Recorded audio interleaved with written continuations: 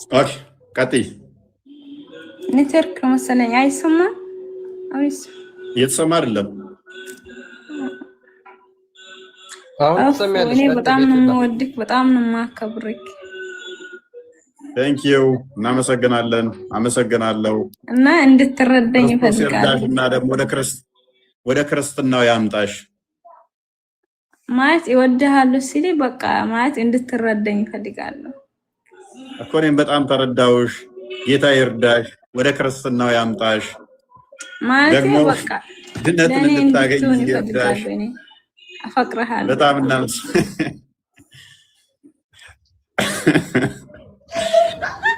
ቤቱላ በጣም ነው የምወደው። ኦኬ ሱብራና ምን እንዳደረከኝ አላውቅም። በጣም ነው የማያፈቅርኩት። ሙስሊም ነሽ? ማመልከቻ አስገባላት። ማመልከቻ አስገባ። ሙስሊም ከሆንሽ እስልምናን አታሰድም። ኦኬ ጉዳይ የምሬን ነው። ልጠይቅሽ አንዴታ ልጠይቅሽ እኔ ጥያቄ አለኝ ልጠይቅ። ሴት ጥያቄ አንቀበልም። በቃ ኤኔስ ሱራ 6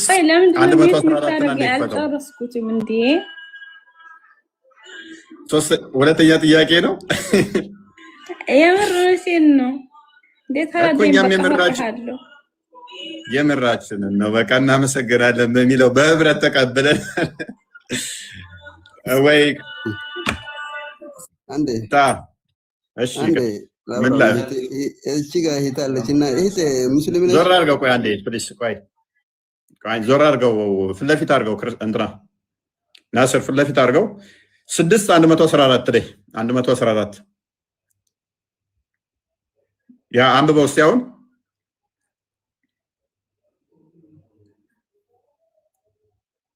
ወጣ እኮ ኖ 6:114 ሱራ 6 ቻፕተር 6:114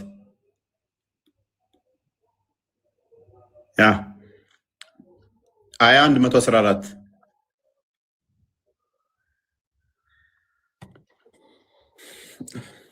114 እርሱ ቁርአን ግልጽ እና የተብራራ ሲሆን ካላህ ሌላ አብራሪ ትፈልጋላችሁን ይላል። ስለዚህ አያስፈልግም። ፔሪድ አላህ ግልጽና የተብራራ ሆኖ አውርዶታል ነው። ራሱ ቼክ ማድረግ ስለፈለገ ነው። እንደዛ አይደለም ወንድማችን 114 ላይ ደረስክ። ለምን ትወጣለህ? አንብበው እስቲ። እርሱ ያ መጽሐፍን የተብራራ ሆኖ ወደ እናንተ ያወረደ ሲሆን ካላህ ሌላ ዳኛን እፈልጋለሁን በላቸው ይላል አይደል ወንድማችን?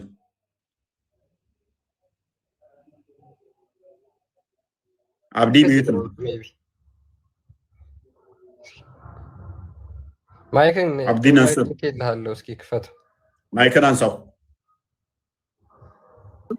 ሚዩት ነክ አብዲ ሚዩት ነክ አብዲ ሚዩት አብዲ ናስር እያወጣኝ ነው። ኮሪንግ እያለኝ ነው። አያሳይም አንተ ጋር ኦኬ ብሎክ እሺ፣ ዝጋው። አያሳይም። ኦኬ ዋርኒንግ እያለ ከሆነ ችግር የለውም። ካሜራውን ዝጋውና አንብበው። በቃ እኛ ስላየ ነው። እኛ እንዳለው ይላል አይልም? ይላል። ዛሴት ስለዚህ ግልጽ ነው። ስለዚህ መጽሐፉ ብዙ መጽሐፍቶች ናቸው ያሉት። የዚሁ ራሱ ሆኖ ሌላው ተፍሲር የለውም። ተፍሲር የለውም ስትል ተፍሲር የለውም ስልክ አማርኛ የለውም ማለት ነው። በአረበኛው ብቻ ነው የተጻፈው። አይ ይሄ እኮ የኢትዮጵያ ነው። እነኛ የአረቦች ለአረቦች የተጻፈ ለአረብኛው ብቻ። አንተ አረቦቹ አማርኛ ያውቃሉ እንዴ? እንግሊዘኛ ብቻ አለ ለፈረንጆቹ። ሰዋሊ ጋር ስትሄድ ደግሞ በሰዋሊኛ አለ፣ በፈረንሳይኛ አለ። ስለዚህ ለየሀገሩ ቋንቋ ነው የሚሆነው። እኛ አማርኛ ነው እያወራን ያለ ነው። ስለዚህ አማርኛ ተርጉመን ነው እያየን ያለ ነው። እንደየሀገሩ ይለያያል። ይሄንን መጽሐፍ አንተ ኮንክስ አይሰራከው ኮፒ ያረከው ቁርአኑን አንተ ነው የሰራው አላለኝም። ይመሽ ኖ እኔ ትርጉሙን ነው እያልኩ ያለሁት። ቁርአኑንማ የሰው ልጅ እንዴት ይሰራዋል? ኪታብን ነው የሰው ልጅ የሚጽፈው። ስለዚህ እሱ ቁርአኑ የእናንተ ጽሁፍ ነው እያልከኝ ነው። ስለዚህ እንትኑ ላይ ገባና ያው አድራሻቸው ምናምን አለ፣ ደውልና ጠይቃቸው። ሀጂ ሳዲቅ ሀቢብ ማነው ሙሉ ስማቸውን? ሀጂ ሳዲቅ ሀቢብ ነው የሚባሉት። ስማቸው ሙሉውን ስማቸው የሚነግረኝ የእሳቸው ቁርአን ትርጉም ነው። እሳቸው ናቸው የተረጎሙት። ወጣ ያ አይ ሜቢ ሃርድ ኮፒ የለውም እንደሱ እንዴት ያ አስቸጋሪ ነው አንዳንዴ ካላወቁት መጽሐፍቶቻቸው።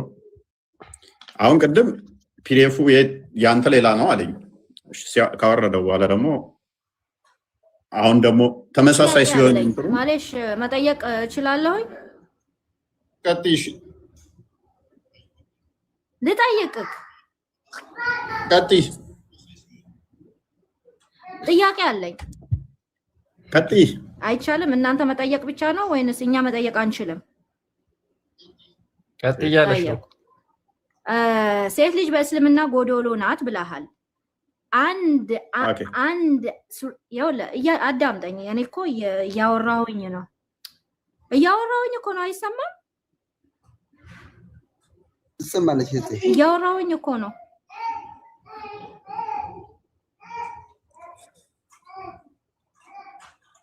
አይሰማም? ጠይብ ለምንድን ነው ታዲያ እንትን የማትሉት? ትሰሚያለሽ? ቀጥይ። አውሪ የምትሉኝ ነው ፎይ?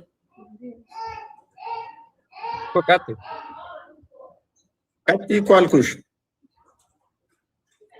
ኦኬ። ሴት ልጅ በእስልምና ጎዶሎ ናት ብለሃል።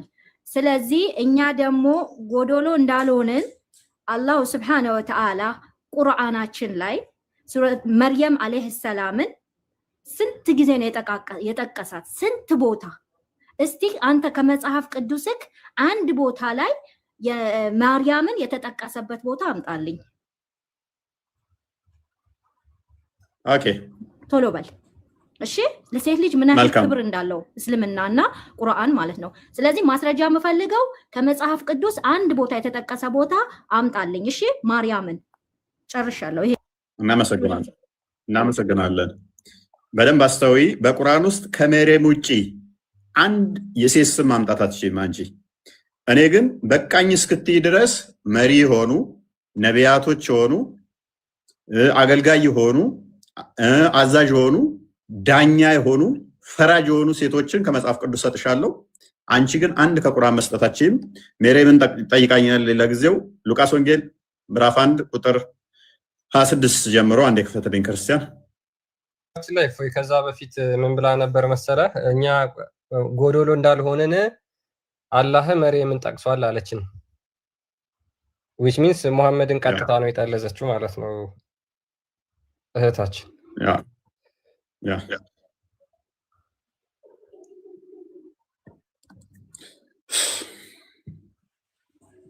የስ ክብር እንዴት ሴት ልጅን ቁርአን ላይ ምን ያህል ክብር እንዳለው እወቁ ነው እያልኩ ያለሁት። እናንተ ጎዶሎ ናችሁ ትሉናላችሁ።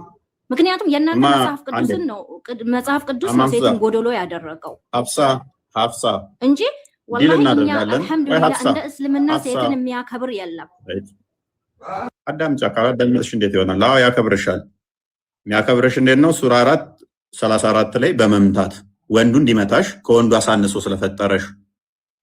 ሱራ 4:20 ላይ እንደ ልዋጭ ዕቃ ይለውጥሻል፣ ስላከበረሽ ይለውጥሻል።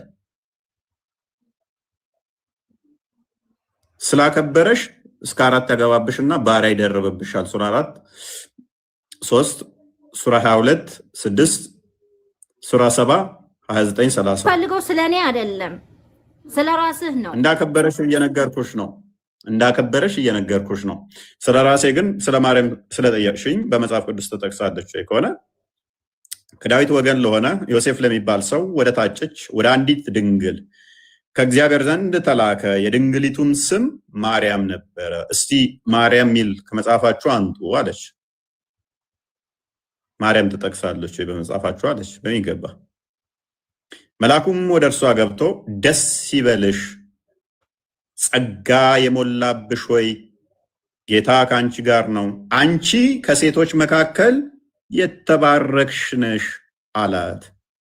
እሷ የተባረከች ጸጋን የሞላባት ተብሎ የተመሰከረላት በመልአክ እግዚአብሔር መልአኩን ልኮ እንዲህ ያላት ማርያም ትባላለች። አንቺ እህታችን ከቁርአንሽ ውስጥ ሁለተኛ የሴት ስም ከደገምሽ እኔ ንጽጽር አቆማለሁ ከሌ የምትባል ተብሎ የተገለጸበትን እስቲ ሁለተኛ ሴት አምጪ። እኔ ከዚህ በኋላ ሴቶችና ወንዶች እኩል እንደሆኑ ማስረጃ ሰጥሻለሁ። አንድ በይ። ሴቶችና ወንዶች እኩል እንደሆኑ ማስረጃ ሰጥሻለሁ። አንቺ ቁርአን ላይ ሴት ከወንድ የበታች መሆኗን ክፈትልኝ ሱራ 4:34 ላይ እኔ ወንዶች ከሴቶች ጋር እኩል እንደሆኑ ከመጽሐፍ ቅዱስ ሰጥሻለሁ። እንደገና ደግሞ አንቺ እንደ ቁርአን ሌቃ እንደምትለወጪ ሰጥሻለሁ። ሁለት ሴት ስም መጥቀሳችሁም አንቺ ዳኛ፣ ፈራጅ፣ አዛዥ የሆኑ ነብይ የሆኑ ከመጽሐፍ ቅዱስ ሰጥሻለሁ። አንቺ አሰጭኝም። ሱራ 4:34 ፈትልኝ። ወጣች እንዴ? ወጣች። ፈለጋችሁ እኮ ከዛ በኋላ ራሱ እንዴት እንደተቀመጠች ገርሞኛል። ለምን እነሱ ክርስትናን የሚያስተምሯቸው መንገድ እያጠለሹና እያበሻቀጡ ስለሆነ ለዛ ነው። ዝም ብሎ ጽሁፍ ዝም ብለው እያመጡ ሴቶችን እንደዚህ ያጥላላል ምናምን ሲሏቸው እውነት ይመስላቸዋል። ማይገናኝ እያመጡ ጽሁፎች እያመጡ እንትን ሲፎግሯቸው እውነት ይመስላቸዋል። አይምሰላችሁ። መብራት ይችላል። ኦኬ ያላችሁ ፖይንት አሁን መሰለሽ አንተ አሁን ማርያም ከኮሳ በስተቀር በቁርአን ያወሩ ኮሳ በስተቀር የተጠራብ ስም የለም ነው የምትለው አይደለም? ማን የምትባል ተጠቅሳለች? ማን የምትባል ሴት ተጠቀሰች? እሷ ብቻ ናት። ማርያም ብቻ ናት። ሱረቱል ማርያም ማርያም ብቻ ናት። እሱ ብቻ ነው።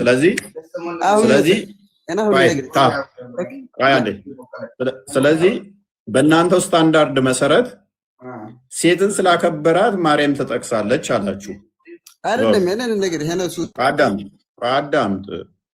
እኛ ጋር እነ ሐና አሉ፣ ነቢይት ሐና፣ እነ ዲቦራ አሉ ፈራጅ የሆኑ፣ እነ ሳራ ተጠቅሰዋል። እነ ማርያም ነቢይቱ ማርያም ተጠቅሰዋል። እነ ርብቃ ተጠቅሰዋል። በጣም ብዙ ሴቶች አስቴር አለች፣ ዮዲት አለች። እጅግ በጣም ብዙ ማምጣት እንችላለን። መጽሐፍ የተሰየመላችሁ ብቻ ሳይሆን መጽሐፍ እንትን ያሉ ብቻ ሳይሆን ነቢይ የሆኑ አዛዥ የሆኑ ዳኛ የሆኑ አይዳ ይሰማል? ሰማያለሽ? ኦኬ እሺ። እስልምናንም ታውቃለህ አይደል? እሺ። ማለት ነው ስለ እስልምና ብዙም አላውቅም። ስለ ክርስትናም ታውቃለህ? ጠንቅቀህ ታውቃለህ? ስለ እስልምናሽ እንዴት አታውቂም? ሙስሊም ነሽ? ነኛው። ኦኬ። የተነሳው ቶፒክ ላይ ምን ትያለሽ? ቁርአን ሁሉንም ያብራራል ብዬ አምናለሁኝ። ከምን ጋር ሲሆን ነው? ከቁርአን ተፍሲር ጋር ሲሆን ማለት ነው። አሁን አንተ ቁርአንን ቀጥታ እንትን እያልክ ነው ያለው፣ እየተረጎምክ ነው ያለው ማለት ከተፍሲር እንዴት መሰለህ? ነብያችን ሰለላሁ ዐለይሂ ወሰለም ከሌሎች ሰዎች ጋር በሚያወሩበት ጊዜ አላህ ለነብያችን ሰለላሁ ዐለይሂ ወሰለም ለነሱ መልስ ነው የወረደው ማለት ነው። ስለዚህ የወረደው የወሬ መልስ ነው ማለት ነው። የወሬ መልስ ነው ማለት ነው ቁርአን። እና ደግሞ ያንን መልስ የተመለሰበት ምክንያት አሁን ባነሳው እንትን ላይ ማለት ነው አልተብራራም ምናምን በምትለው ነገር ላይ ምን አለው መሰለህ? መደገፊያ መጽሐፍ አለው ሌላ ቁርአን ተፍሲር ቅዱስ ቁርአን የሚባል። ስለዚህ በራሱ አልቆመም፣ ቁርአን መደገፊያ ይፈልጋል ማለት ነው። ለማብራራት ለሰዎች እንዲገባ ተደርጎ ለማብራራት ግዴታ ነው ተፍሲር ያስፈልጋል። ምክንያቱም ስለዚህ ቁርአኑ ተሳስቷል ማለት ነው፣ ግልጽና የተብራራ ነው ሲል ተሳስቷል እኮ እያልኩህ አይደለም። ግልጽና የተብራራ ነው የሚለው ከቅዱስ ቁርአን ጋር አብረህ አጣጥመህ ስታነበው ነው። ያ ከቅዱስ ቁርአን ጋር ስትይ ሌላ ቁርአን አለ እንዴ? ከቅዱስ ቁርአን ጋር ስትይ ቅዱስ ቁርአን ማለት የቁርአን ተፍሲር ነው። ቁርአን እንዴት እንደወረደ ይሄንኛው ይኸውልህ። ሱራህን እንትን የምትለው ማለት ነው። አያና አንቀጹን ቆይ አንዴ አዳምጠኝ። አያና አንቀጹን የምትዘረዝረው ለምን እንደወረደ ለምን እንደተባለ ያ ነገር እኮ ቅንጭብ ነው የተደረገው። ለምን እንደሆነ ምናምን ጠቅላላ እንትኑ ተፍሲር ላይ ነው ያለው። ኦኬ ተፍሲር ተቀበሉ የሚል የቁርአን ክፍል አለ። ተፍሲር እንዲህማ እኮ ግዴታ ነው። ምክንያቱም ቁርአን ላይ የተቀመጠው ቁርአን ላይ አይደለም፣ ነቢያችን ሰለላሁ ዐለይሂ ወሰለም ነው ለኛ የነገሩ በሐዲስ ማለት ነው። ስለዚህ ተፍሲር ያስፈልጋል ቁርአን ማለት ነው፣ ግዴታ ነው። አዎ ተፍሲር ማለት ምን ማለት እንደሆነ ታውቃለህ? የቁርአን ትርጉም ማለት ነው። ሌላ መጽሐፍ እንደማለት ሳይሆን የቁርአን ትርጉም እንደማለት ነው። አይ የቁርአን ትርጉምማ ከሆነ ይሄው ተተርጉሟል ከአረብኛ ወደ አማርኛ ማለት ነው አይደለ? ትርጉም ማለት እሱ ማለት ደግሞ አልኩኝ ከአረበኛ ወደ አማርኛ የተተረጎመው አይደለም። የተተረጎመው ማብራሪያ ያስፈልገዋል። በስፋት የተብራራ መሆን አለበት። ለምን እንደወረደ ይሄ ቁርአን አንቀጽ ለምን እንደወረደ ማብራሪያ ያስፈልገዋል። ኦኬ ማብራሪያ ከሆነ ትርጉም ከሆነ ማብራሪያ አይደለም። ሎክ ለምሳሌ ይሄ አረብኛው አለ ወደ አማርኛ ተተርጉሟል። ትርጉም ከሆነ እየጠየቅያችሁ ከሆነ አይ ይሄ መተርጎሙ ብቻ አይበቃውም ማብራሪያ ያስፈልጋል ካልሽ ደግሞ ሌላ መጽሐፍ ያስፈልጋል ነው አይደለ? ማብራሪያ ያስፈልጋል። አዎ ለራሱ ያተባለ ቁርአን ተፍሲር ሌላ መጽሐፍ ማለት ነው እኮ ሌላ መጽሐፍ ማለት ነው። ኦኬ እንደዛ ከሆነ ባንዴ ንፍታ እንደዛ ከሆነ ደግሞ እንዳንቺ አባባል ከሆነ ሌላ መጽሐፍ ያስፈልገዋል የሚያብራራው እያልሽን ከሆነ ቁርአኑ ደግሞ ምን ይላል መሰለሽ? ራሱ መጽሐፉ ራሱ ሌላ መጽሐፍ አያስፈልገኝም ተብራርቻለሁ ይላል። ተብራርቻለሁኝ ይላል። ግን አልኩኝ እኮ ለኔና ለእንዳንተ አይነቱ ማለት ነው የሚያስፈልገው አለ፣ የማያስፈልገውም ሰው አለ። ሰዎች ናቸው አብራርተው ያስቀመጡት እኮ ያን ነገር ሰዎች ናቸው። ቁርአኑን አላህን ያወረደልን አላህ Subhanahu Wa Ta'ala ማለት ነው። ኦኬ ይሄ የተብራራው ደግሞ ሰዎች ናቸው ያብራሩት። ለኔና ለአንተ ለማይገባን አንድ የሚፍታ ጣልቃ ተግባብናት ምንድነው የምትደርበው? ለምን ስራ ማትይዘው? እና ደግሞ ይኸውልህ ስትከራከሩ ማለት ታነጻጽሩ አይዳ ኦኬ አቤት የሳትሽው ነገር ያልገባሽ ነገር አለ። በደንብ አስተውይ። አንቀጾቹ የተብራሩ በደንብ አስተውይ። አንቀጾቹ የተብራሩ ሆኖ መጽሐፉ የሆነ መጽሐፍ ነው አለ አይደለ? አንቺ ግን ምን እያልሽን ነው? ኖ ሌላ መጽሐፍ የሚያብራራ ያስፈልጋል እያልሽን ነው። መጽሐፉ ደግሞ ምን እያለን ነው? አንቀጾቹ የተብራሩ ሆነው የሆነ መጽሐፍ ነው ይለናል። አንቺ ኖ መብራራት ያስፈልገዋል እያልሽን ነው። እሺ ከመጽሐፉ እየተጋጨሽ ነው። የተብራራ መጽሐፍ ነው እያለ አንቺ ደግሞ ኖ ሌላ ብራሪ ያስፈልገዋል። አልተብራራም ማለት እኮ ነው እንዳንቺ አባባል ከሆነ። ተብራርቷል ግን ሌላ አጋዥ ያስፈልገዋል ማለትም በአማርኛ ግልጽ አድርጎ እንዲያሳይ ማለት ነው። ይሄ ነገር እኮ በአረብ ነው የተቀመጠው። አይዳ እንደዛ ከሆነ ደግሞ ትርጉም ነው የሚባለው። በአማርኛ እንዲሆን ከተባለ አረብኛው ወደ አማርኛ ማምጣት ከሆነ ትርጉም ይባላል።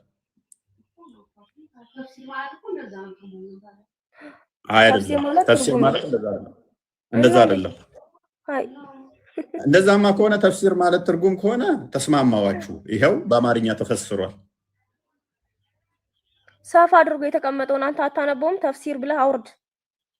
እንደዛማ ከሆነ ሰፋ ብሎ የተቀመጠ ካልሽ ደግሞ እህታችን ምን ይሆናል? አረብኛ የሌለ ተጨማሪ አማርኛ የሚጨምር እያልሽን ነው። ወይንም ደግሞ አረብኛው አንዴ አይዳ ፕሊዝ አሊያም እንደዛ ምን እያልሽን ነው ማለት ነው? የአላህን ቃል ሲተረጉሙ ያስቀሩት ነገር አለ እያልሽን ነው። ሙሉ ለሙሉ አረብኛውን ከተረጎሙት ሌላ አያስፈልግም፣ ይሄው ብቻ ነው ትርጉሙ። አይ የቀረ ነገር አለ እያልሽን ከሆነ አማርኛ ቁርአንን የተረጎሙት ኡስታዞቻችሁ ዑለማዎቻችሁ ቀጥፈዋል ማለት ነው። አይ እንደሱ አይደለም። አልገባህም ያልኩኝ? ይኸውልህ በደንብ ገብቶኛል። ቁርአን ሲወርድ ማለት ነው ለሆነ ምክንያት ነው። ለምን ምክንያት ነው? ነብያችን ሰለላሁ ዐለይሂ ወሰለም ከሰዎች ጋር ሰጣ ገባ ሲገቡ ማለት ነው እንዲህ በላቸው እየተባለ መልስ ነው ይመጣላቸው። ስለዚህ ያንን መልስ ይኸውልህ ያ ነገር ማለት ነው እንዴት እንደሆነ አሁን እዚህ ጋር በቁርአን ተፍሲር እንትኑ ስታነቦት ትርጉሙ ከስር ያለው ትርጉሙ ከኋላ የመጣውን ለምን እንደሆነ እንደወረደ አያስቀምጥልህም። ለምን እንደወረደ ይሄ ቁርአን ማለት ነው። ቀጥታ ምንድነው ትርጉሙ ነው የአረበኛው ትርጉሙ እንደወረደ ነው የሚቀመጠው። ስለዚህ ይሄንን ደግሞ ከኋላ የመጣውን ነገር ካላየህ አንተ በዚህኛው ብቻ አይገባም ጎበዝ። ስለዚህ ምንድነው ያልሽው ካንቺ ፖይንት የምናደርገው አይዳ ካንቺ ሜክ የምናደርገው ፖይንት ምንድነው? ስለዚህ ቁርአንን እናንብበን አንረዳውም። የወረደበት ምክንያት አስባቡ ያስፈልገናል። አስባበል ነዙሉ ወይንም ደግሞ ሌሎች ሙፈሲሮች ስለዚህ መንገር አለባቸው እያልሽን ነው። ቁርአኑ ግን በግልጽ ምን ይላል መሰለሽ? ሱራ 41:3 ሱራ 12:111 ሱራ 6:114 አንዴ ክፈተው። ግልጽና የተብራራ ነው፣ ሌላ አያስፈልግም ይላል ቁርአንሽ። ሌላ አብራሪ አያስፈልገውም ይላል። ሌላ አያስፈልግም የሚለውን አሳየኝ እስኪ።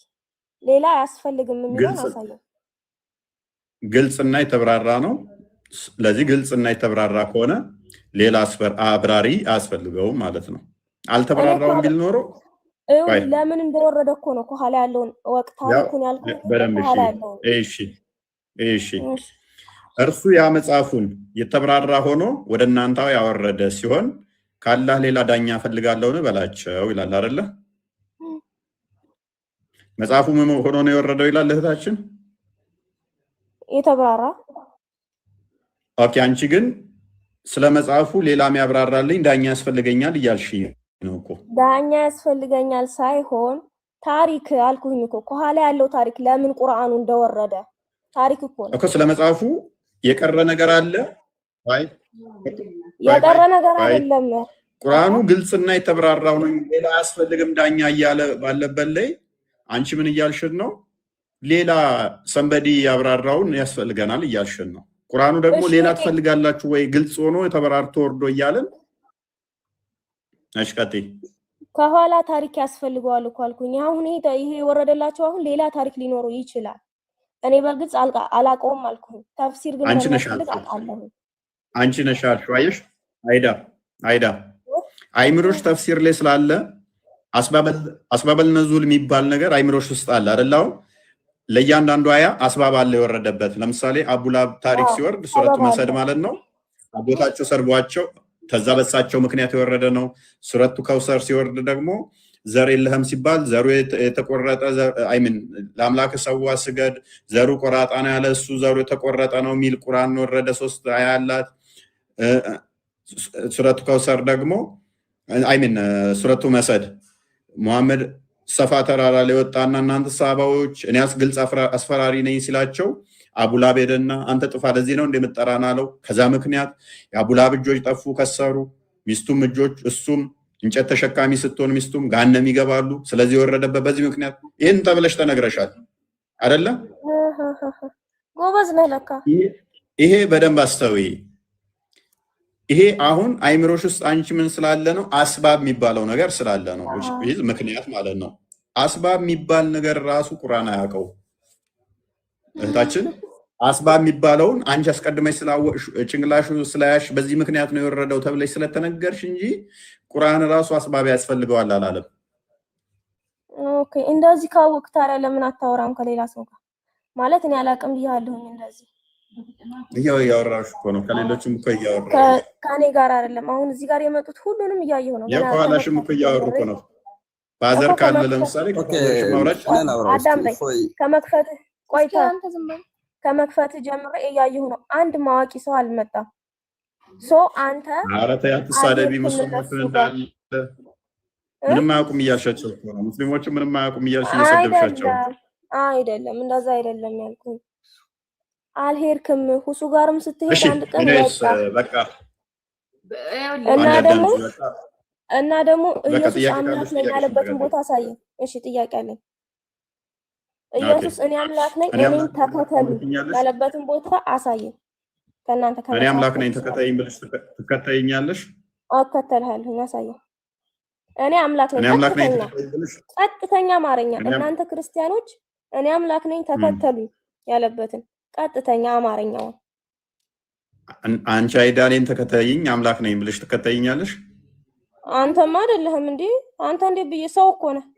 እኔም እኮ ኢየሱስን ሰው ብዬ ነው የማምነው። ወንድ ልጅ ነው ልክ እንደ ኦኬ። አላህ ምንድነው? እሱ ምንድነው? ጾታው አለ እንደ ካንተ ልጅ ምንድነው? አባት አለህ አንተ። እሱ በድንግልና ነው የተፈጠረው። ኦኬ ኦኬ ጎበዝ። እና አሳየኝ እኔ አምላክ ነኝ ተከተለኝ የሚለው ወይ አይዳ አላህስ ጾታው ምንድነው? አላህ ጾታው ምንድነው? አላህ ጾታ የለውም።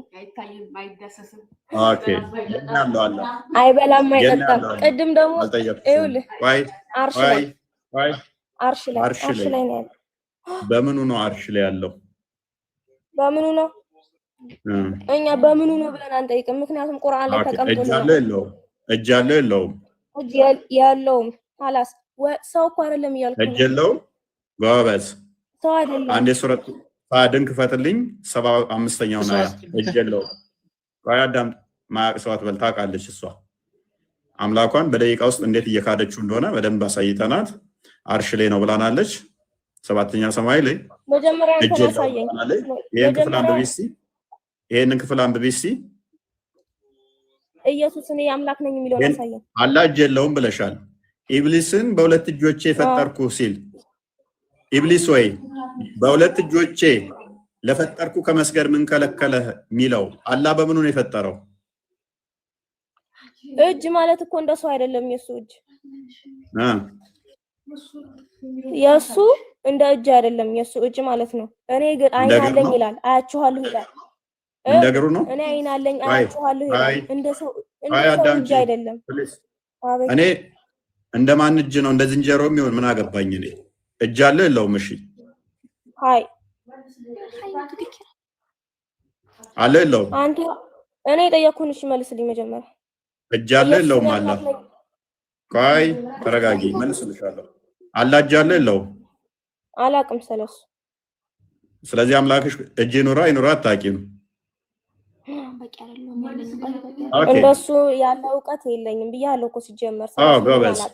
አምላክሽ ጾታ አለ የለውም? አላቅም። ኢየሱስ አምላክ ነኝ የሚለውን አሳየኝ። ወደ አሳይሻለሁ። ኦኬ አሳይሻለሁ። አይ ሱራ 601ን ክፈትልኝ። አምላክሽ ወንድ ነው፣ ሚስት የሚፈልግ ነው። ያልወለደው አይወልድም ብለሻል አልቅድም? ሚስት ስለሌለው ነው። አይወልድም ሳይሆን ደግሞ አስተካኪ ለወደፊትሽ አልወለደም ነው። አሁን ወልዶም ሊሆን ይችላል። እርሱ ሰማያትንና ምድርን ያለቢጤ ፈጣሪ ነው። ማን ነው ያለቢጤ ፈጣሪ? አይዳ ሰማይና ምድርን ማይክሽናንሹ ያ ሰማይና ምድርን ያለቢጤ የፈጠረ ማን ነው?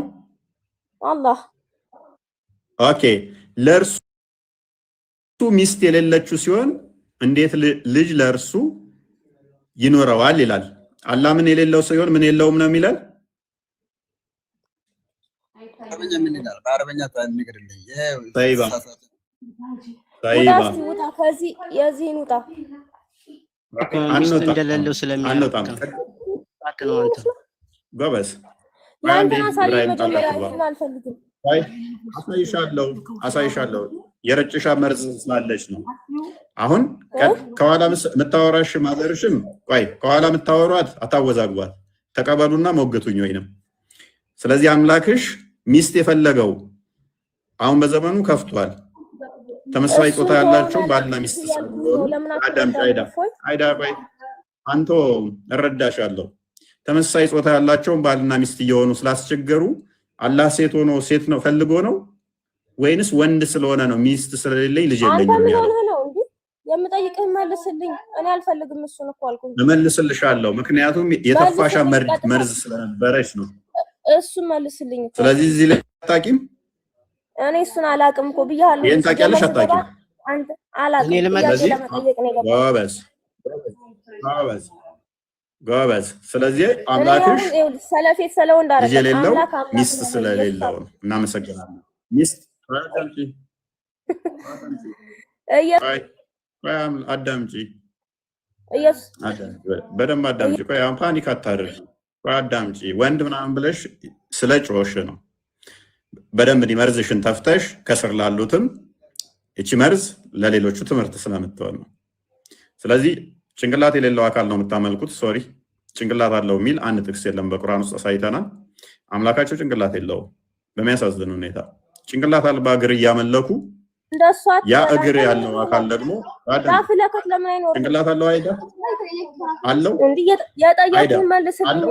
የጠየኩህ መልስልኝ። አላውቅም እሱ ነው አምላክሽ ጭንቅላት አለው ሲጀመር ኢየሱስ ወንድ ልጅ ያመለከ አንተ ምን ሆነህ ነው? ፕሊዝ ለምን ትበሳጫለሽ? አምላክሽ ጭንቅላት አዳምጪ ለምን ማይክ አዳምጪ፣ ተረጋጊ፣ አዳምጫ። ነርቨስ ሆነሻል፣ እየተበሳጨሽ ነው። አትፈሪበት። እኔ አሁን ለምሳሌ አዎ ክርስቶስ ወንድ ልጅ ነው ስትይ አላፍርበትም። እኔ እኮ አላፍርበትም። በስጋ የተገለጠው እርሱ በምክንያት ለምን ሆነ ታውቃለህ? አዳምጠኝ። ይኸውልህ አንተ ጋር ማለት ነው ሁሉም ሰላም ለምን ፕሊስ ሰማህ አይደለም? ተረበሹኝ። አላፍርም። ፕሊስ ቆይ አትጩህ። እኔ አላፍርም። አዎ ክርስቶስ በስጋ የተገለጠው አዳምጪ። ነርበሳቱኝ፣ አትረበሺ። እኔ ራሴ ልመልስ። ከእነሱ ጋር አነጻጽር። ወንድ ከሆን አቃት ተረጋጊ፣ ተረጋጊ። አዳምጫው አላዳመጥከኝም እንዴ? አዳምጪ። በቃ እኔ ነው መልሱን አዳምጪ። በቃ አልፈልግም። አዳምጪ መልሳውን አልፈልግም። ካልፈለግሽ ታዲያ እኔ አንቺ ጩኸት ሰለቸኝ። ከስረነሽ ታዳምጫለሽ። እኛ አይደል ስጠው እስኪ ምንድን ነው ሎክ ጥያቄ ነበረኝ። ያ ጥያቄ እንትን አምጣው ብለን እንትን ያመጣሁት አንተም አዳምጥ፣ ተረጋጋ። በመጀመሪያ ደረጃ ክርስቶስ በስጋ የተገለጠ ሕያው አምላክ ነው። ወንድ የሚለው ስድብ አይደለም። ባይዜ ራሳችሁን ትሰድባላችሁ እንደ ወገኖቼ። ስድብ ነው ብላችሁ የምታምኑት እናንተ። እግዚአብሔር ሰውን ነው ከሁሉ በላይ አክብሮ አልቆ የፈጠረው የሰውን ልጅ ነው። በደንብ አስተውሉ። እግዚአብሔር ከምንም በላይ አልቆ በመልኩ የሰራው የሰው ልጅ ነው። በደንብ አስተውሉ። የፈጠረው አልቆ ገዢ አድርጎ የሾመው ዘፍጥረት ምዕራፍ 1 ቁጥር 27 እስከ 28 ሰውን ነው።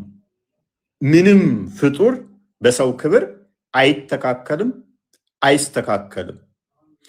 በስጋ የተገለጠው ያ ክርስቶስ በስጋ የተገለጠው የሰው ያ የባሪያ መልክ የያዘው እንደኛ ሰው እጅ እግር የያዘው እርሱ ወንድ ልጅ ነው።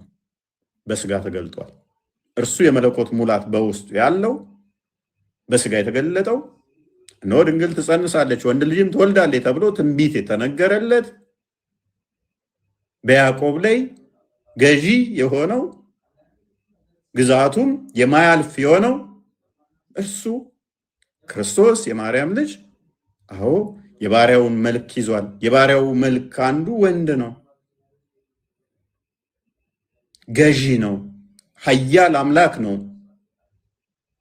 እርሱ ለሰው ልጅ በስጋ ተገልጧል። ሞትም በሞት ሊሽር በስጋ ልጆቹ በስጋ እና በደም ስለሚካፈሉ እርሱ በስጋና በደም ተካፈለ።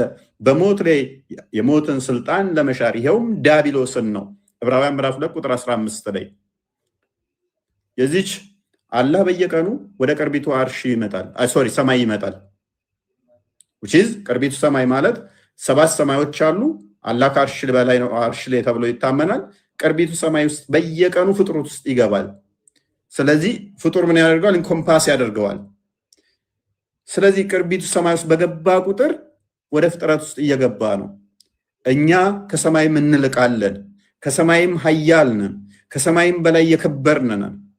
ምንም ፍጡር በሰው መጠን የከበረ ፍጡር የለም። ምንም ነገር ፈጣሪ የሚያቆሽሸው ነገር የለም። እሱ የቆሸሸውን ያጠራል፣ እሱ የረከሰውን ይቀድሳል፣ እሱ የታመመውን ይፈውሳል። እርሱን የሚያሳምመው እሱን የሚያቆሽሸው ነገር የለም። መለኮት በባህሪው የሚወሰን የሚለካ በአጭር ቁመት በጠባብ ደረት የሚወሰን አይደለም። እርሱ ማይወሰነው ማይለካው መሰረት የሌለው መሰረቱ ቤዝመንቱ ምድር ወይም ጣራው ሰማይ ተብሎ ማይነገርለት ፍጡር ኢንኮምፓስ ማያደርገው ኢንሰርክል ማያደርገው ማይወስነው ማያካብበው ፍጥረትን ሁሉ የሚያካብበው እርሱ በአጭር ቁመት በጠባብ ደረት ተወስኖ በስጋ ታይቷል። እርሱን ምንም የሚያቆሽሸው ነገር የለም። እንኳን ፈጣሪን ብርሃንን እንኳን የሚያቆሽሽ ነገር የለም። እርሱ በስጋ ተገልጧል። ያ የሰው ልጅ የከበረ ነው። ምንም ፍጡር በሱ የሚተካከል የለም። ለማን ተገለጠ? ለሰው ልጅ። የሰው ልጅ ከሁሉ በላይ የከበረ ስለሆነ አላህ ግን ለሰው ልጅ መገለጥ ደበረውና ለተራራ ተገለጠ። ለተራራ ተገለጠ። የኛ አምላክ ግን ፍቅሩ የሰው ልጅ አጥፍቶ እንኳን ራሱ ቤዛ ሊሆን ከፍ ሊያደርገን ለሰው ልጅ ተገለጠ። በስጋ ተገለጠ። በባህሪው በመለኮታዊ ክብሩ መገለጥ መታየት አይችልም። መዳሰስ መነካት አይችልም። መሄድ መምጣት አይነገርለትም። ስጋን ተዋህዶ ተገለጠ። ለማን? ለሰው ልጅ አርያ ምሳሌ ሊሆን ቤዛ ሊሆን ማቴዎስ ወንጌል ምዕራፍ 20 ቁጥር 28፣ ማርቆስ ወንጌል ምዕራፍ 10 ቁጥር 45፣ አንደኛ ጴጥሮስ ምዕራፍ 2 ቁጥር 22 እስከ 24 አርያ ምሳሌ ሊሆነን፣ ዮሐንስ ወንጌል ምዕራፍ 13 እስከ 16 በስጋ ተገለጠ፣ ታየ፣ ተዳሰሰ፣ ተነካ። ማይወሰነው ማይለካው ርቀቱን ሳይለቅ በጠባብ ደረት ተወሰነ፣ ታየ። በአብ እቅፍ ያለው በስጋ ተገለጠ። በሰማይ ያለው በምድር ተገለጠ። መገለጥ ማለት ለእኛ ታየ በስጋ መለኮት ስጋን ተዋህዶ የሚታይ አይደለም በባህሪው፣ ነገር ግን በስጋ ተገለጠ፣ ታየ። ስለዚህ ምናፍርበት አይደለንም። ቃል ስጋን ተዋሃደ ጸጋና እውነትን ተሞልቶ ታየ ስንል አናፍርም። የኛም ባህሪ ተዋህዶ በስጋ መገለጡን ምንሸማቀቅበት አይደለም። ያላ ቃል በሞተ በግ ቆዳ ላይ ይጻፋል። ያላ ቃል ፍጡር አይደለም። ያላ ቃል የሞተ በግ ቆዳ ላይ ሲገለጥ አይሸመቀቃቸውም። ያላ ቃል ያሉት የሞተ በግ ቆዳ ላይ ሲያርፍ አልደበራቸውም። ፍጡር አይደለም ይሉታል። የአብ የባህሪ ቃሉ የአብ የባህሪ ልጁ አካላዊ ቃል በስጋ መገለጡ ግን ሰው መባሉ ግን ይቀፋቸዋል። እነኚህ ሰዎች ራሳቸው ምን ያህል እንደሚጸየፉ ነው የሚያሳየን። ምን ያህል ራሳቸውን እንደ ቆሻሻ እንደሚቆጥሩ ነው የሚያሳየን። ሰው አንዴ የከበረ ፍጡር ነው። በስጋ ቃል ሉክ አካላዊ ቃል ያብ የባህሪ ቃሉ ስጋን ተዋህዶ ቆላሲያስ ምዕራፍ 2 ቁጥር 9 እንደሚናገረው የመለኮት ሙላት በሰውነቱ ተገልጦ ይኖራል።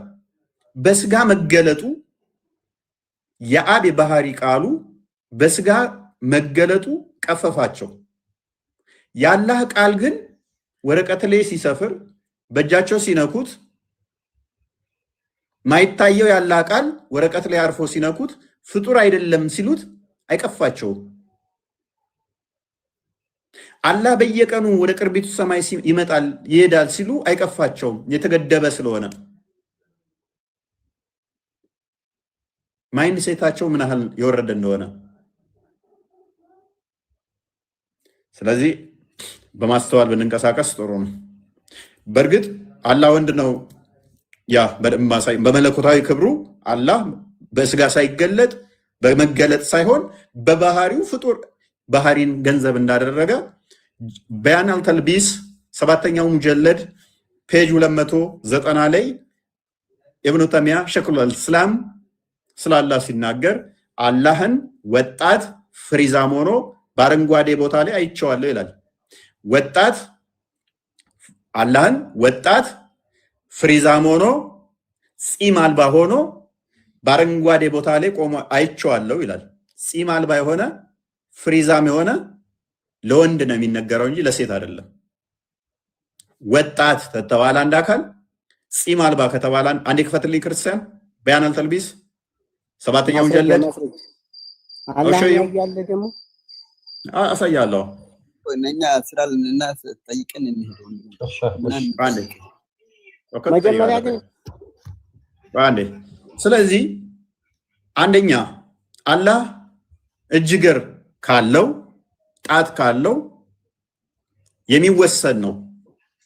የሚወሰን ከሆነ ደግሞ ብልት የለውም እንድትል ማን ፈቀደልህ? ቁርአን ላይ አላህ ብልት የለውም ስላላለ የተነገረን እናጸድቃለን፣ ያልተነገረን ዝም እንላለን ታልክ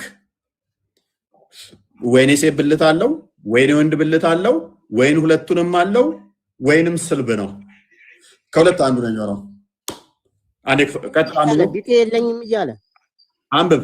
ቃል ረሱል ሰለላሁ ዐለይሂ ወሰለም አንብብ። ጽድት አድርገህ አውራ። ቃል ረሱል ሰለላሁ ዐለይሂ ወሰለም ብለህ አውራ እና እንትን አንብብልን። አንብብ። እሺ ራስ አንብብ። አንብብልን። እሺ እኔ ያን እውቀት የለኝም እና አንብብልን። ራስ አንብብና ቀጥል። አንብበው ጣሃ ችግር የለውም።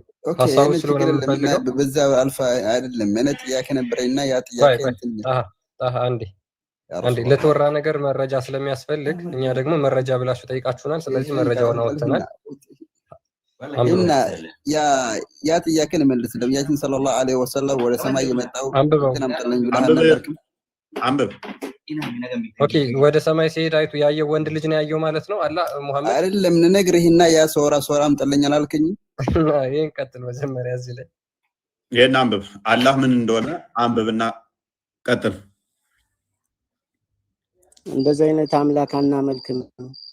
አንብብን የተባልከው እሱን አንተ ጽፈው እንደሆነ በምን ቀጥል። ክርስቲያን አንዴ ተርጉሞ ያ ኦኬ እሺ። የዚህን አማርኛው እንደውም በስትክክል ሜቢ አረቢኩ ይሄውና ከፈለጋችሁ ምን ይላል?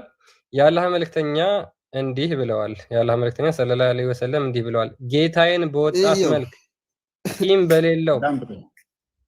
ጢም በሌለው ጠጉር ባለው በአረንጓዴ የአትክልት ስፍራ ወይም ደግሞ ጨፌ ውስጥ አየሁት። ጨፌ ማለት ሳር ማለት ነው። ፈልሰስ ብሎ ማለት ነው። አረንጓዴ ቦታ ላይ ይመቸዋል። ደሊል አለ። ደሊል ባል ነገሮች አሉ። አዳምጥ። ደሊል ምን አይነት ደሊል ንገረኝ። አዳምጥ። ቆይ ያው the messenger of Allah may God bless him and guarantee him peace said ያዳ መልእክተኛ ሰላም በሱ ላይ ምናምን ፖሊስ በሱ ላይ ሆነና እንደዚህ አለ I saw my Lord in the form of beardless young man with abundant garden in green haircut curly sorry summary of hadith the scholar ምናምን ከፋርገው authentic with chain of narration traceable back to the prophet ማን ድረስ የሚሄድ ይላል? ነብዩ ድረስ የሚሄድ ቼኑ ታማኝ የሆነ ሙተወቲር የሆነ which is I mean traceable back to the prophet ሳሂህ የሆነ አላህ ምን አየሁት አለ ጺም አልባ ሆኖ አረንጓዴ ቦታ ላይ ጸጉሩን ፍሪዝ እንትን አድርጎት ከርሊ ሄር ሆኖ ፍሪዛም ቁጥጥ የተቆጣጠረ የሚባለው ፍሪዛም ወይንም የተቆጣጠረ ጸጉር ሆኖ ይሄ ፍሪኮች በጄል እንደሚፈርዙት ማለት ነው። ያ ማን ነው ሐዲስ የጻፈው? ማን ነው? በያን አልተልቢስ አልጀሚያ በያን አልተልቢስ የጃሚያዎች ምላሽ የሰጠበት ሼኹል እስላም ማን ነው እሱ? ሼኹል እስላም አናውቅም። ማን ነው? ኢብኑ ተይሚያን አታውቅም? ሱብሃንአላህ ተዓላ ኢፍ አንተ ዝም ብለህ ነው የምትለው። አሁን ሐዲስ የጻፈው ሰዎች አሉ። ያ ሰዎች ስምህን ጥቀስና ንገረኝ። ከዛ እኔ እነግራለሁ። ሼኹል እስላም ማን ነው በልና ጠይቃቸው ኡስታዞች። የእስላሞች ሼኽ ስም ይጠይቀኛል እየነገርኩት አያውቅም። ሼኹል እስላም ጠይቅ በቃ ሄድና ኡስታዞችን ሼኹል እስላም ኢብኑ ተይሚያ ማን ነው በልና ጠይቃቸው። በቃ እኔን ለምን ታደርገኛለህ? የነ ኢብን ከሲርም መምህር ነው፣ የሁሉም የበላያቸው ነው። እሺ አሁን እንትን ያ ጥያቄ መልስ ነው። እሺ ጥያቄ መልስ ሄድ እስኪ። ነብያችን ሰለላሁ ዐለይሂ ወሰለም ወደ ሰማይ የሄደው ሶራም ጥልኝ ብላ አልነበርክም? ያ ሶራ እንትን ትችል ሄድ። ኦኬ ሙሐመድ ወዴት እንደሄደ ወደ ሰማይ። ሙሐመድ አንዴ ስሙ ለምንድን ነው እነዚህ ሰዎች ምን ሆነዋል? ስሙ ሙሐመድ አብደላ ነው አይደል? ሙሐመድ አብደላ አቡ ጣሊብ ነው የሚባለው አይደል? ምንድን ነው ተሸማቀቁ? ሱብሃንአላህ ሐታኩም እና ዝንበረህ። እሺ ሙሐመድ አብደላ ነው ወይስ አይደለም ስሙ? ወንድም አብረው እስኪ ነብያችን ሰለላሁ ዐለይሂ ወሰለም መሐመድ ለምን ትላለህ? እኔ ሙሉ ስሙ ጠራሁት ሙሐመድ አብደላ ቢሆን ያንተ ሰላም ነው እሱ ስለማይወርድ አንተ ሰላምታ እንደለሱ እንዳታውረውና ዝም ብለህ አውራው። ሰላም አልባ ስለሆነ ሰላም ሁሌም ይፈልጋል። ክርስቶስን ብትቀበል እኮ ሰላሜን እሰጣችኋለሁ እኔም እሰጣችሁ ሰላም ዓለም እንደሚሰጣችሁ አይደለም ይላል። ስማኝ 282 ክፈትለት 282ን ክፈትለት። እሺ ክርስቶስ ምን ይላል? በዮሐንስ ወንጌል ምዕራፍ 14 ቁጥር 27 ላይ ሰላሜን እተውላችኋለሁ፣ እኔም ሰጣችሁ ሰላም ዓለም እንደሚሰጣችሁ አይደለም፣ ልባችሁ አይታወክ አይፍራም ይላል። ልብህ አይታወክ አይፍራ፣ ሰላም ሰጪው ጌታ ክርስቶስ ነው። ሙሐመድ ሰላም ስለሌለ ሁሌም ሰላም ታወርዱበታላችሁ፣ በገሃነም እየተቃጠለ ነው እንደ በቆሎ እሸት። ክፈትለት 202 ስንት ይላል? 282 የቁርአን ምን ምዕራፍ ነው? ምዕራፍ ስንት? ምዕራፍ 282 ምዕራፍ 282 ቁርአን ላይ የምዕራፉ ስም ምንድን ነው የሚባለው? የምዕራፉ ስም ምንድን ነው የሚባለው? 282ኛው የቁርአን ምዕራፍ አስቸጋሪ እኮ ነው። ከበቀራ ውጭ ያለን የ282 የሚደርስ አረ ምዕራፍ እኮ ነው ጭራሽ የሚለው ምዕራፍ 282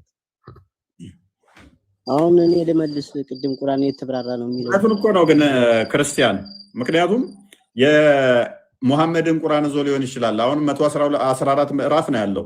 ሎክ 114 ምዕራፍ ነው ያለው።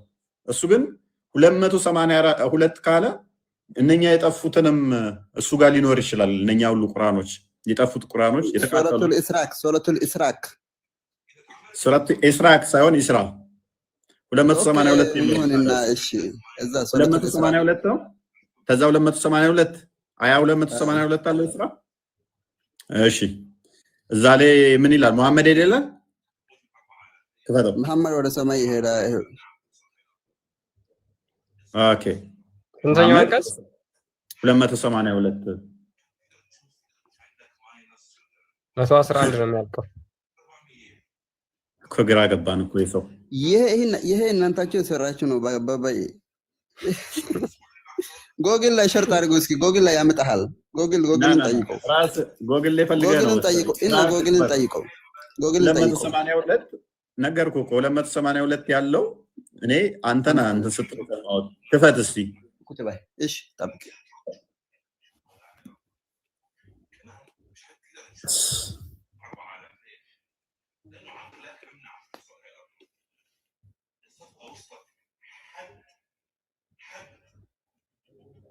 ኦልራይት ምንድን ነው የከፈትከው? ጎግል ላይ የከፈትከው ምን ይል? እሺ ሱረቱል ኢስራ አያ ስንት ነው? ኦኬ 282 በቅንፍ ያለችዋን አይተህ ነው? ኦኬ ችግር የለም። እና ኦኬ እሷ እኮ ዝም ብላ ማብራሪያ የገባች ነች እንጂ አያ ጉዳይ አይደለም። ይስቃል ወይ ጅልኮ አንዳንዴ አንብበው አምጣልኛ። አንብበው እስኪ የት አንብበው? እሱ ነው ምንድን ነው የሚለው? ነቢያችን ሰለላሁ ዐለይሂ ወሰለም ወደ ሰማይ የሆነ ነው እንትን ነው ማብራሪያ እንዴት እንደሄደ ቤተል መቅደስ ሄዶ ነግሬ ቤተል መቅደስ ሄዶ አንብበው። እሺ አረብኛ አከም ሀይ እክሬ ምን እያልክ ነው? አይ ከእኔ ብዙ እንትን እውቀት ስለሌለኝ ከወንድሜ ቅራይ ያልኩት ነው። አከሲ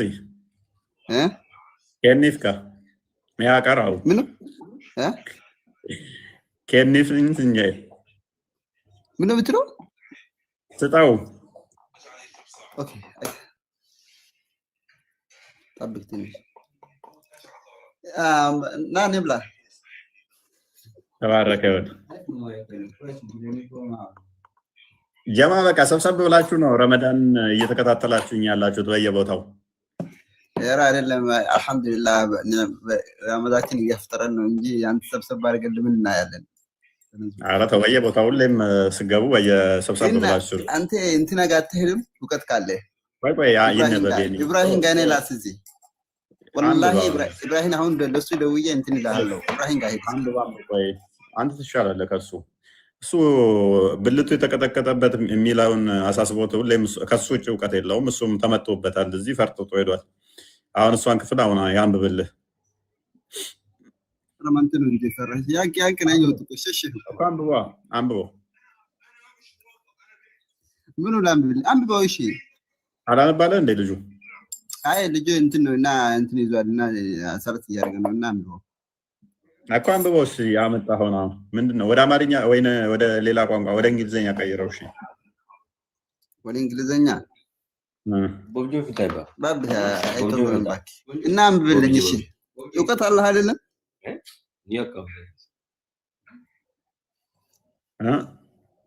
እውቀት ካለህ አንብብልኝ። እሺ እኮ የለማ ብዙ እውቀት አሁን ካስቸገርከን እኮ አንተ እኮ 250 282 ፔጅ አያለው ብለህ እኮ ጭራሽ እንትን አልከን እኮ የሌለውን ማን ላምጣልህ እዚህ አሁን እዚህ ማን ላምጣልህ? ከሴኮች ማን ላምጣልህ? ማን አለ ስር ማን ሼክ አለ? አባ እንትን ያ ኢብራሂም አለ እሱ ጋር ሄድ። እሱ ጽድቅ ብሎ ነው የሚነግርህ። አቡካ አለ እሱ ጋር ሄድ። አትገባም እነሱ ጋር እሺ ግቡ እስኪ እነሱ ጋር በአላህ ይጠይቃል። ፈጠረህ አምላክ ግባ እነሱ ጋር። ካንተ አይሻሉም እኮ ከስር ሆነው ታብታብ እያደረጉ መማር ያለባቸው ናቸው። እኔ ቤት ስማቸው መጠራታቸው ራሱ ክብር ነው። በቃ ኦኬ ኢብራሂም ቀጥልሽ። 110 ትስማማለህ ከጣሃ ጋር? ሱረቱ ኢስራ 282 ያለው እያለ ነው። 282 ያለው ሱረቱ ኢስራ እያለን ነው። ትስማማለህ? እኔ ስለሱ አይደለም የገባሁት ቁርአን የተብራራ ነው የሚለው ነው ለመመለስ ነው። ጨረሰ ነው። እሱን ይበቃናል። ጥያቄ አለህ? እኮ ጥያቄም አለኝ። ምንድን ነው? ቁርአን ከፍተው ምንድን ነው የሚል? ቢስሚላሂ ረህማን ረሂም ነው የሚላ እጅግ አዛኝና ሩሩ የሆነ ጌታ ነው የሚል። በምን አወቅ እሱ የቁርአን ክፍል መሆኑን? የቁርአን ክፍል ነው ስትገባ። በምን አወቅ? ሰዎች ጨምረውበትስ ቢሆን እዚህ ጋር በተግባር የሚነግረኝ አንተ እንደፈለገ ስትሳደብ እንደፈለገ አንቀጹን ስታስተባብለው እንደዚህ ትዕግስትና አዛኝ መሆኑ በጣም ያጅበኛል። ምን ያወጅባል? ለማኝ ስለሆነ ነው። ሱራ ቁጥር 6 ነው አንብቦ እስኪ ምን ይላል? ቁጥር 6 እንደዚህ ያልከውም ቢሆን አዛኝ ሆኖ ቁጭ ማለት ምን ይላል? ቁጥር 6 ምን ይላል? ራሱ በቂ ነው። ቁጥር 6 ምን ይላል? ይሄ በቂ ነው በቃ ለኔ ምን ያህል አዛኝና ምን ያህል ችሎታው ሰፊ እንደሆነ ስለሌለ ነው። ችሎታ ስላለው ሳይሆን ቀጥተኛው መንገድ ምራኝ እያለ ይለምናል። ለማኝ ስለሆነ ነው። ክርስቶስ ደግሞ ቀጥተኛ መንገድ ነው። ታዲያ ሰዎች ይሄ እኮ እኛ ነን ቀጥተኛውን መንገድ ምራኝ የምንለው። አላህ ነው ያለው አይደለም። ምክንያቱም ቁጥር 6 ላይ ቀጥተኛው መንገድ ምራኝ የሚለው አላህ ነው። ቀጥተኛው መንገድ ደግሞ ክርስቶስ ነው። ስለዚህ ምራዋለን። ቀጥተኛውን መንገድ ምራኝ በሉ ነው የሚል አይልም። ና ክፈትና ሳይ ና በሉ ነው የሚለው። አንተን ብቻ እንገዛለን አንተን ብቻ እናመልካለን የሚለውስ ክፈት በል የሚለውን 6ኛውን አያ ክፈትና አሳየን። ቁል የሚለውን አሳየን። አሁን በሉ ይላል። ለአንተ የምትረዳ ከሆነ እኮ ይሄ ብቻ በቂ ነው እኮ። ለምን የምትዋሸው? ባላቃል ለምን ትሸማቀቃለህ? አላህ ጸሎት ያደረገውን አንተ አትረዳማ። የማይረዳ ሰው ጋር እንዴት አድርጌ አስረዳ? እንደረዳ ክፈትና አሳየን። የምትረዳ ከሆነ ቢስሚላሂ ረህማን ረሂም የሚለው ብቻ በቂ ነው። አሳይ ክፈትና እጅግ አዛኝና ሩሩ ይሆንከው አሳይ ክፈትና። አሁን ቁል ሚለውን እሱ ክፍል ላይ አሳየን። በል ሚለውን አሳየን። በሉ ሚላለ ብለሃል።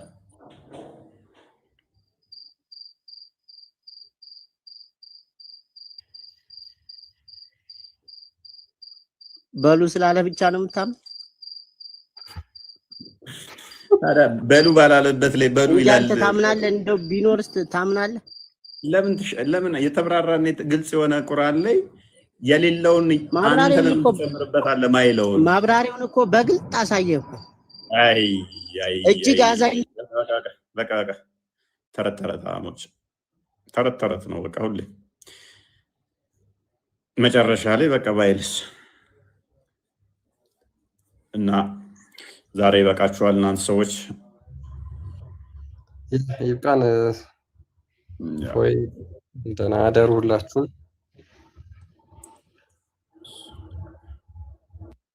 በቂ ነው፣ በቂ ነው። ኢብራሂም ነገና በቃ ተኛ አይሻልም?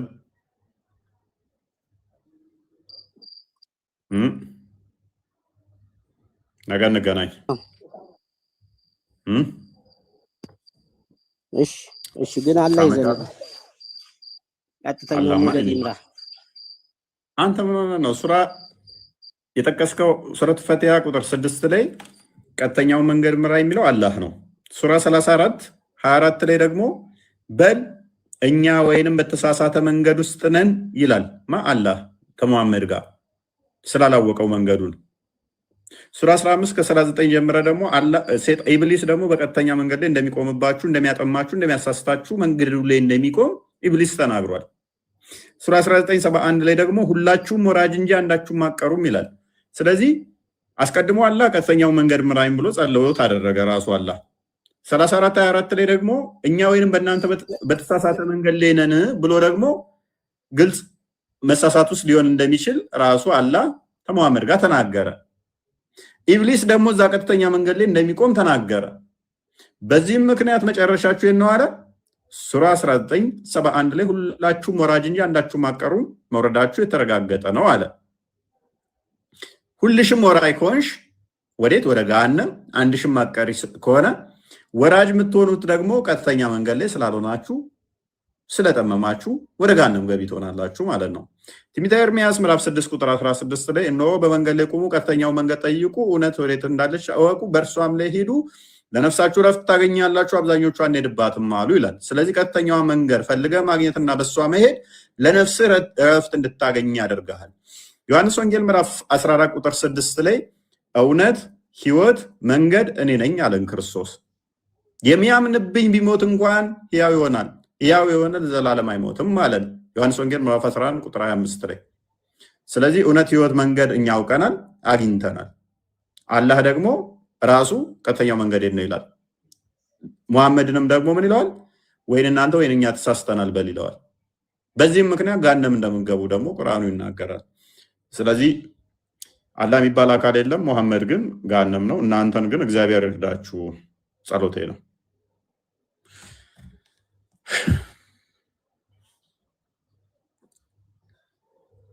እና ምን ትላላችሁ ወገን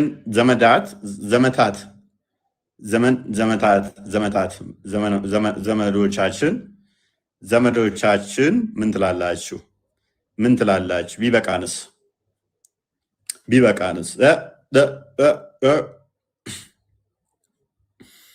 ቢበቃን ምን ይመስላችኋል? ጥሩ ላይቭ ነበር ዛሬ። ጥሩ ተምራችሁበታል ብለን ተስፋ እናደርጋለን። በደንብ አስተውሉ። እኛ መጽሐፍ ቅዱስ ላይ ሌላ መጽሐፍ አያስፈልግም አልተባልንም። ለምሳሌ ዮሐንስ በወንጌሉ ሲጽፍ ምን ብሏል? ብዙ ጌታችን በደቀ መዛሙርቱ ፊት ያደረጋቸው ተአምራቶች እንዳሉ ነግሮናል። ነገር ግን ሰዎች በክርስቶስ አምነው እሱ የእግዚአብሔር ልጅ መሆኑን አምነው እንዲድኑ ይሄ ተጽፏል አለ። ግን ያልተጻፈ መዓት እንዳለ ነገረን። በራሳችንም እንዳናብራራው ነገረን። አብራሪም ተጨማሪ እንድንቀበል ማለት ነው። ቁርአኑ ግን ምንድነው እሱ ቻሌንጅ ያደረገው? እኔ ግልጽና የተብራራው ነኝ፣ ሌላ አብራሪ አያስፈልገኝም ማለት። ሌላ አብራሪ አያስፈልገኝም፣ ሁሉም ነገር ደግሞ በቁርአን ውስጥ ተጽፏል አለ። ከዛ እያንዳንዱ አሁን መተን ስንጠይቅ የለም ጥቁር ድንጋይ ከሰማይ መጣ ኃጢአትን ይቅር ይላል፣ የለም ቁርአን ላይ። አላህ እጅ አለው ጭንቅላት አለው ወይ? የለም። አላህ በሌሊቱ 1/3 ሲቀር ይወርዳል፣ በቁርአን ውስጥ የለም። ደጃል ይመጣል፣ የለም። ደጃል ከአላህ የሚለየው አንድ አይን ነው፣ የለም። ኢሳ ተመልሶ ይመጣል 40 ዓመት ይገዛል፣ የለም። ኢሳ ጂዚያን ያስቀራል፣ የለም። ኢሳ መስቀልን ይሰብራል፣ አሳማ ይገላል፣ የለም። አላህ ገሃነምን በእግሩ ይሞላታል፣ የለም። ሶላት በቀን 5 ጊዜ ይሰግዳሉ፣ ምን ጊዜ እንዴት መስገድ አለባቸው? የለም። ስንት ርኩ መውረድ አለባቸው? የለም። ሐጅ ያደርጋሉ? የሐጅ ስርዓት የለም። በመቃብር ውስጥ ሽንት ከነካችሁ ቅጣት አለባችሁ? የመቃብር ቅጣት በቁርአን ውስጥ የለም። የመቃብር ቅጣት የሚባል ራሱ የለም።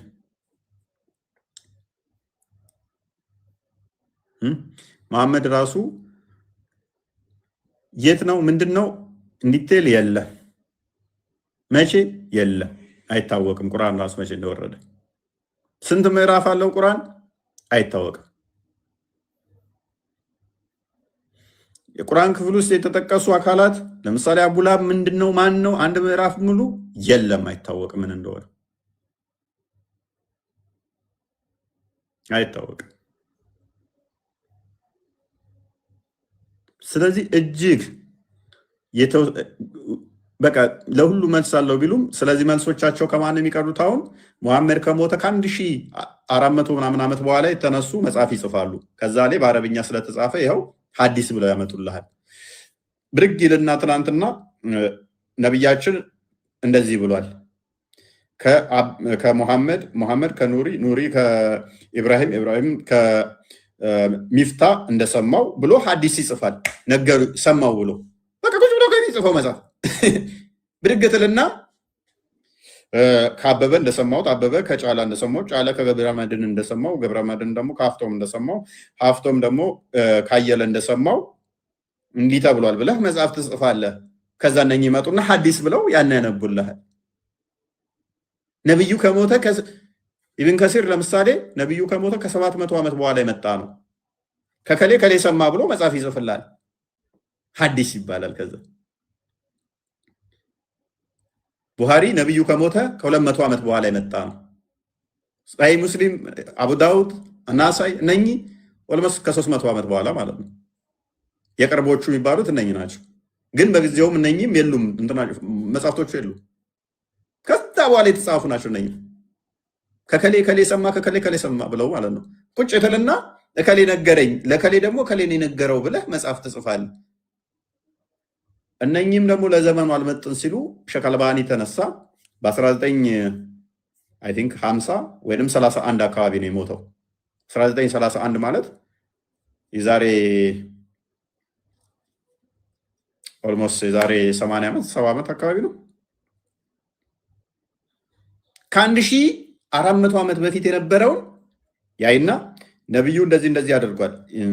አሁን ከዘመኑ ጋር አይደል አይደለም እቺኛዋ ዳይፍን በላት መጽሐፍ ጻፈ። እቺኛዋ ጠቃሚ ነች እንደዚህ እንደዚህ ይሄ እንደዚህ ነው። ተዛ ይመጣና የሆነ ነገር ስታመጣ ሼክ አልእስላም እንትና አልባኒ እንዲህ ብሏል። የዛሬ 70 ዓመት የነበረ ሰውዬ ማለት ነው። አልባኒ እንደዚህ ብሎ አዲስ ጽፎ እንደዚህ ብሎ እንደዚህ አስተካክሎታል፣ እንደዚህ ብሎ እንደዚህ ብሎታል። ልክ ጥልዝ የሚያደርጋቸው ሲሆን ጥያቄ ሲነሳ ዳሩ ሰላም ይነሳና እንዲህ ትናንትና የነበሩ ሰዎች ኢብን ባዝ እንዲህ ብሏል። 2000 ላይ የነበረ ሰው አንዷን ለመደገፍ እጅግ በጣም መዓት መጽሐፍቶች ተጽፈዋል። ነገር ሲልህ በቃ እጅግ ተአምራዊ መጽሐፍ ይመስላል። በአረብኛ የሆነ ነገር ሲባል የሆነ ተአምር ይመስላል። ተርጉሙት በላቸው። በአረብኛ ያወራው ሱብሃንአላህ ምናምን ይልሃል። በአረብኛ ያነብና በአማርኛ በለው በአማርኛ ሲለው ሴንስለስ ሲሆን ምንም ትርጉም አልባ ይሆናል ማለት ነው። በማታውቀው ቋንቋ በዜማ በውብ ዜማ ሲለው ግን ይሸውድሃል። እና እንደዛ ነው። ዛሬ ተምራችሁበታል። በጣም ብዙ ሙስሊሞች ገስት ላይ የሚያየው ነው። ብዙ ተምራችሁበታል ብዬ ተስፋ አድርጋለሁ። እንግዲህ እግዚአብሔር በነገር ሁሉ ይርዳቸው፣ ከተጋረደባቸው ግርዶ ያንን ግርዶ ቀዶ ወደ ብርሃን ያምጣቸው። ደህና ዋሉ፣ ደህና ደሩ። የመሸባችሁ ደህና ደሩ፣ የነጋላችሁ